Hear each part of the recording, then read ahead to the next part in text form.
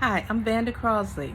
Some friends of mine, Eileen and Toy, we're high school buddies. We went to Martha's Vineyard, and on the way there, we met the most intriguing, delightful young lady. And she just started talking and befriending us and telling us a little bit about the history and about Martha's Vineyard. And so I put her on camera. She didn't want to be on there, so the first part, she's not on there, but she's talking. But after she got into it, she allowed me to go ahead and film her. So I just wanted to share that with you, and here we go. Some of the questions we were asking her was, what was it like living over here?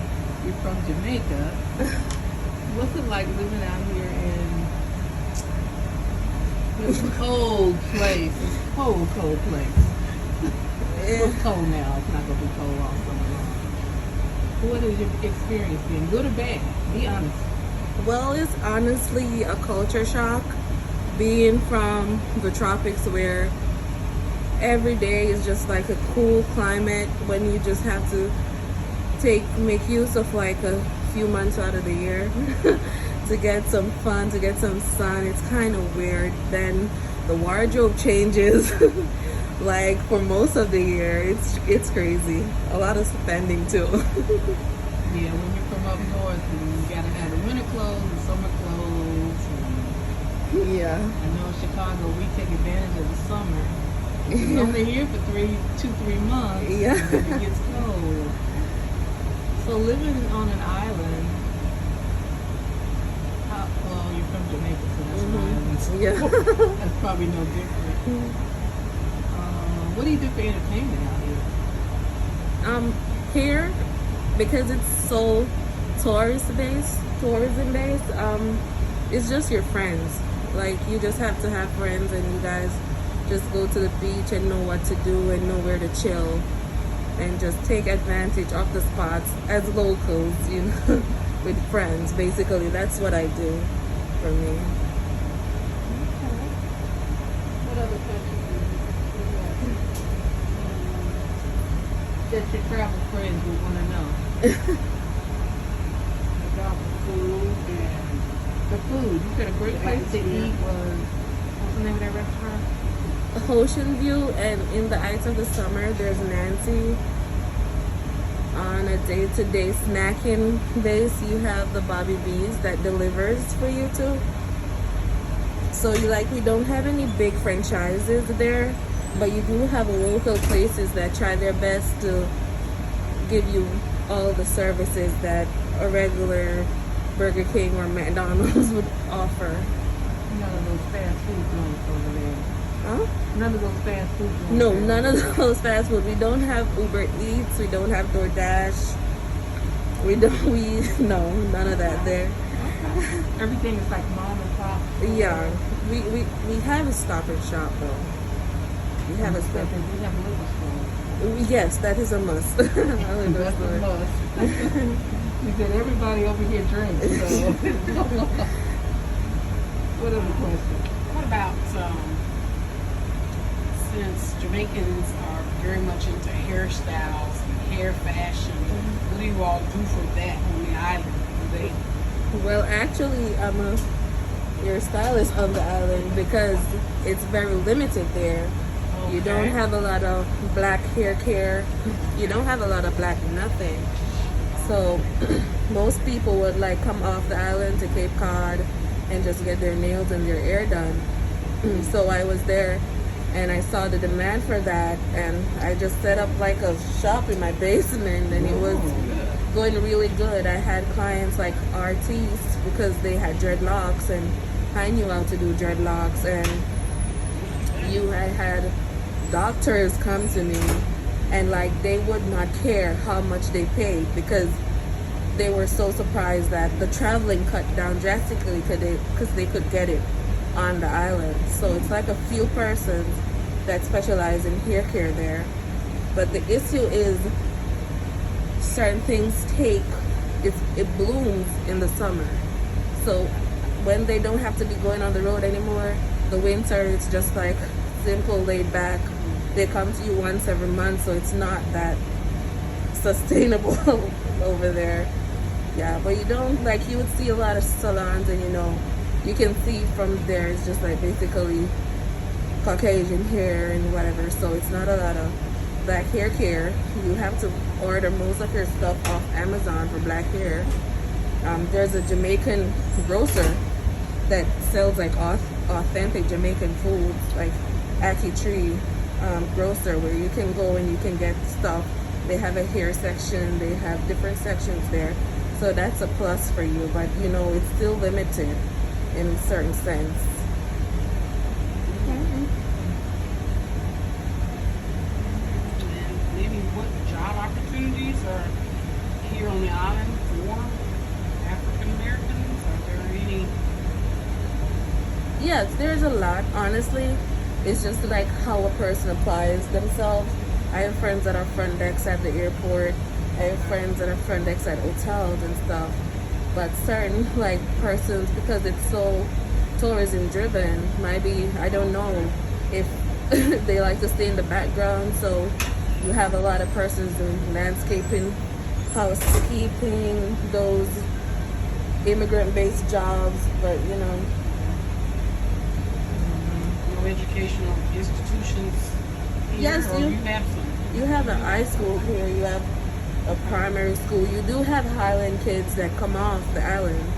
They have like a special pass on the boat to go to school over here, but they do have an high school there. And there's like 6 towns over there. So all the towns have their different schools. You have the school bus. It's like everything, like everywhere, but in a smaller capacity. And like I think like the level of education is good because the teachers get to focus individually on the students, because it's not like a big class. Because with my little brother, the teachers are so passionate. They call you, they Zoom, they give you updates.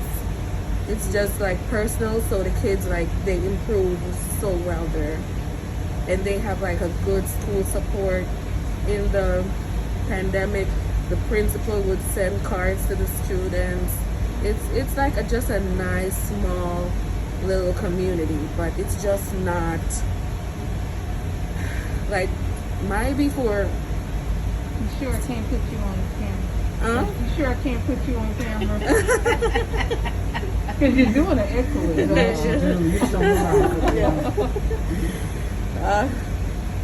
I think I look terrible right now. After that trip, I think I need like a year's worth of sleep. Yeah. So it's a good island, but for like someone like me that likes to go out,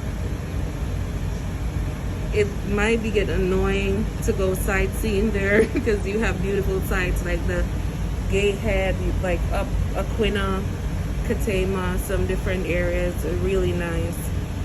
So yeah, it's quiet, it's laid back. In the summer it's annoying because everybody flushes over and then your norm is interrupted in a sense. So the post office are lines, everything is lines, traffic, crazy traffic on the road and stuff. So that's the changes that are there. So really, if a person is a introverted person, it sounds like that's a good place to live if you just want a season of reading, rest and relaxation, and not socializing. Yeah. So to go there for those months that are not, even to go there March, April, May. Yeah, it's beautiful because like when I just moved there, it was so different. You're not sure if you're getting depressed or you're knowing more about yourself because you don't have all of that stuff to do. So the island that made me take up reading like seriously, because in the summer, even though the beaches, there are long stretches of beach, so you can just go with your towel, your drink, and you just sit in and your so chair. You mean you don't have crowded beaches like? Yeah, you have crowded beaches, but you have spots that are preferred. So maybe if you're going to read, you would go to swim. So you would just sit in your chair, easy. Even if it's crowded, it's still just a peaceful atmosphere because the beaches do have bodyguards. Oh. lifeguards on there and stuff. Oh, okay. So it's not bad at all. There's like a place called Vineyard where it has like, I don't know much about it, but like a core tribe from there, the Wampang tribe of Native Americans, Native Indians.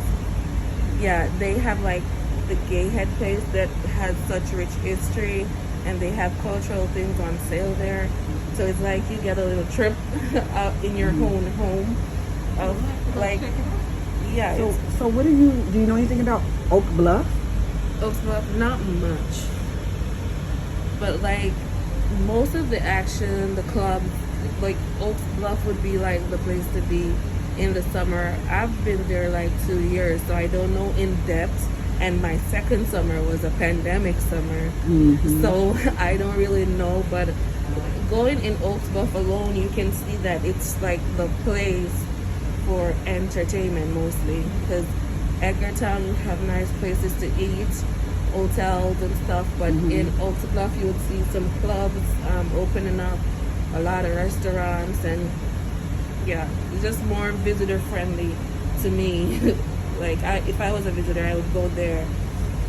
The things I've read about Oak Bluff before coming here, I was reading some articles about Oak Bluff. Well, then I went to the Smithsonian in DC, and I met these elderly ladies in their latter 70s and 80s, and they shared that they were the ones who gave the history of Oak Bluff, that Oak Bluff has a lot of African American history. Yeah, so that's what I was gonna say too, because when you speak to even persons that are not there for a long time, they would say that Oak Bluff was the ones predominantly black. Yes. I don't know the history behind it, but I do know that they're famous for some houses called some gingerbread houses. When you go there, you'll see them. They're just little and tiny, but they're so cute. So I think they don't modernize their housing, because that is really cute, just to walk in the scheme and see how different people decorate their houses and so on. So they're famous for that and stuff. And it's a lot. It's like Oak Bluff has a nice little street where you just find every little thing there. Like a stretch where you can get printer stuff. Like, it's weirdly convenient. Like the island is weirdly convenient. Maybe the options are not, because you have like the granite store that you can go upstairs. You can get toys. You can get like a variety store. You go downstairs, everything hardware and paint. So it's like you just get used to it. It's not a Walmart or anything, but it's something to. If you know that you want something and it's not there, you order it out, and we get used to that. Okay. Right. So it's just like persons just see a need. Like it's so, like I think there's a lot of opportunity for like entrepreneurs there, because they see a need, they market themselves, and then they get the clients and they just hit the ground running there. And I hear there's a lot of artists and writers that go up there. Yeah, to do their writing and thinking. Yeah. Oh, I can stay there. It's amazing because, see, this is making me think about in retirement even, maybe looking at spending, I could do that, spend a month somewhere like that. Yeah. Even though it would be cold, I'm not going to be on the outside. It's just that it's going to be quiet. No one's coming to you. Yeah, it's very serene. It's a good experience. Even like when I just moved here, I found out like every day I would come out of my room and just look outside the window, because it's just nothing. It's just calm. It gives you a peace, and I'm saying that it's a thin line between peace and depression for a young lady. Yeah. But you go and you just know you're at peace, and it's not somewhere that you would hear gunshots. Like when it's weird when you even see a crash on the road, everybody's like looking and saying what's happening. So it's like as a parent, you would be comfortable to raise your kid on the island and everything. They have amazing programs. They have like, what do you call that? Martha's Vineyard Boys and Girls, where you can send your child after school and like they go when school is closed to when you finish work and you can pick them up. Yes, after and school programs. They have the summer programs too. Okay. It's kind of hard to get into because, you know, the kids are, for COVID, the limited space now, but before it was so good. You have skating rinks. You have, I think, a ice rink is there. I wasn't interested, so I wouldn't know. You have a gym. It's not a Planet Fitness or anything, and it's kind of more costly, but I'm saying it's there, you know. Yeah. And you have beautiful walks, trail walks. You can just get up and run in Any the time morning. of the day, you feel safe. And then you see, Oh, like, yeah. it's a good community feeling because you see elderlies and their caretakers getting a walk, But families it's on very their bikes. expensive to stay over there, though. Isn't Yeah, it? it is. It is. Mm. It is because Gotta have money. Like I was going to There's- say, I wouldn't be able to afford to there's stay a not a- month. You know. There's not a Europe Hostel. There's not an American Eagle. There are like places like Vineyard Vines and different places that the clothes, the markup is a lot because, you know, they're catering for tourists. So if you just go in there as a islander open to stay, like you live there all year round, you're just like, okay, let me order. Because like, yeah. Yeah, I bet. But thank you. No problem. Thank you, Steph. If you want more information or you want to get in touch with Steph, I did put her contact information in the link below.